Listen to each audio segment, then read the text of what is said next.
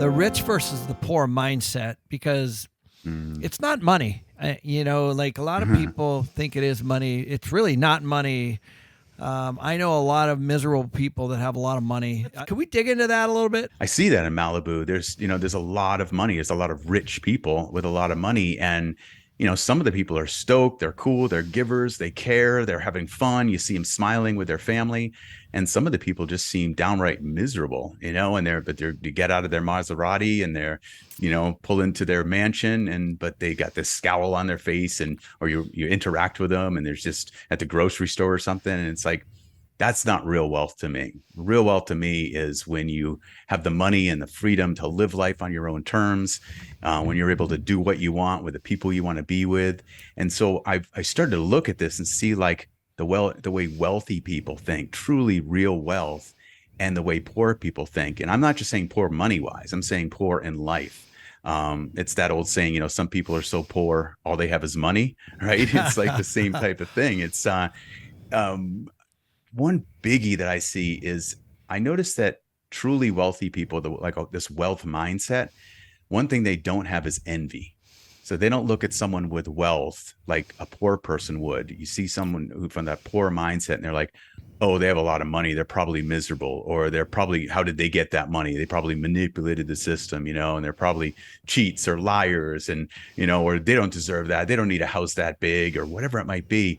And they come from this place of envy and it limits them. And I think the key to being aware of that is because when you turn that around and you turn it into inspiration, wealthy people come from that mindset. They see someone with money or success, or they've achieved something big or a big company, and they're like, wow, they did it. That's inspiring. I want to do the same thing. They use it as inspiration. So that's one of the huge ones I see. Have you seen the same thing? As a kid, I never believed in my wildest dreams the business and the friendships and all the stuff that we have now and the relationships. But, it takes work, right? It takes a lot of work. Yeah. No, I've been through it. I've been completely broke. Kathy and I went bankrupt, so we know what it's like to have nothing and to rebuild and to build from when I moved up to California as well. So there's something there. I think the important lesson in that is it's a human nature thing. We have this negativity bias built in where for some reason we almost want to defend ourselves because we might feel less than. So I think it's really important if you catch yourself doing that with anyone's, it must be nice, right? Or they don't deserve that, or God, I wish I had that. But it's like to catch yourself and just say, oh, wait a minute, I can have that. That's cool. I think that, when we're all taught is to hustle, right? And to hustle, in order to make money, you have to hustle really hard. And you do have to hustle really hard, but you have to hustle more with your mind than with your time, like you have to think about like, how can I get my money to make more money? Or is there a better way to do this where I hire somebody or have somebody else do it and I still make a difference in the profit, and then maybe I can do this in multiple different, ways, right? So you're just kind of taught like you have to go do the work. You have to work 3 jobs. You have to do all this stuff in order to make some money. And some of us like me did do that to begin with, and I don't necessarily think it's a bad way to start because, when you're young, it teaches you, hard work or whatever, but then you progress and you realize there's different ways to do things, and your time's valuable, and then what you're spending your time on is valuable. And that's, I think, where wealthy people make that shift in their mindset between just working really hard and then getting their money and their things to work for them to free up their time. Yeah. And it's, and to that same point, it's, one thing that I really believe in, there's no such thing as a self-made success. And Ken, I actually use you as an example sometimes when I speak about this whole thing, because you hear people say, oh, she's a self-made success or he's a self-made success.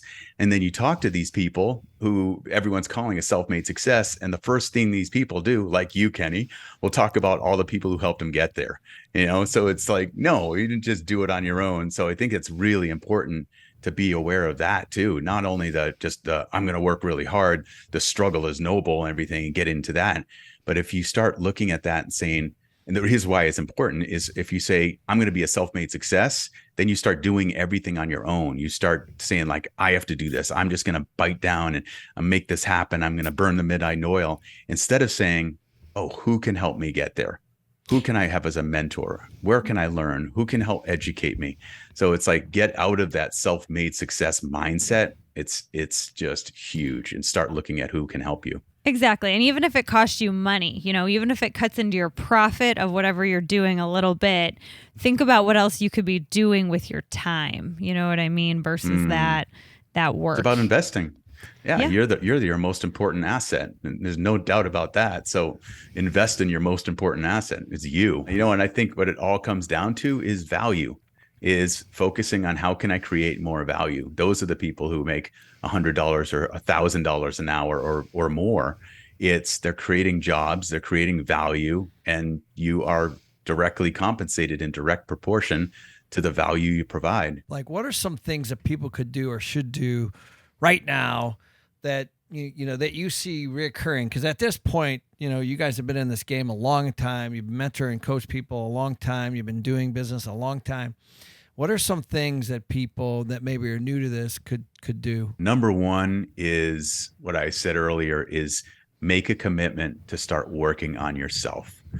Become obsessed with educating yourself, becoming a better version of yourself, and you hear this a lot, this better version thing. It's almost a meme now on social media, right? But it's like, I was thinking about it for me. I'm like, what version am I? I drive a Tesla, and I'll come out and they'll say, your software has been updated. It's version number 12.6 or whatever. And I'm like, what am I? And I'm like, oh, I'm version 58.6 right now of myself, And it's like, what do I want to be when I'm version 60.0? What's that look like? So it's this obsession with becoming a little better, educating, learning. I think you start there. And then from that, then it's becoming aware of your finances. How much are you making? Where are you spending money? How could you reduce the amount you're spending, especially like those recurring payments? Neil, that you're mentioning, most people are completely unaware of that, or those little things. And does it really matter? Does it really bring you happiness?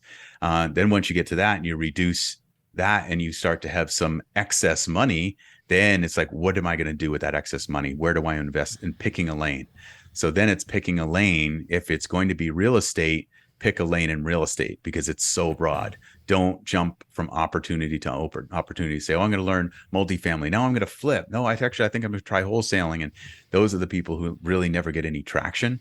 It's picking a lane. Those are all little pieces that when you put them all together, then you start to realize, then you can also develop a masterpiece, which eventually could be your best life, right? Yeah. And then, today we have so much insight into the human brain and neural pathways and neuroplasticity and how we change our brain. So it's exactly that. It's Hebb's law is that neurons that fire together wire together. So when you keep doing the same thing over and over, whether it be a good thing or a bad thing, you lay down more myelin and your neural pathways get stronger, and you physiologically change your brain. So if you start studying something, like you said, those little pieces of the mastery, little by little in the beginning, it's like when I started to learn piano about 5 years ago, and it's so hard. It's a different language in the beginning. Your fingers don't work the way you want them to. And then over time, I remember just do 10 minutes a day, because I knew I was laying down more myelin between my neurons. And all of a sudden what used to be hard gets easy.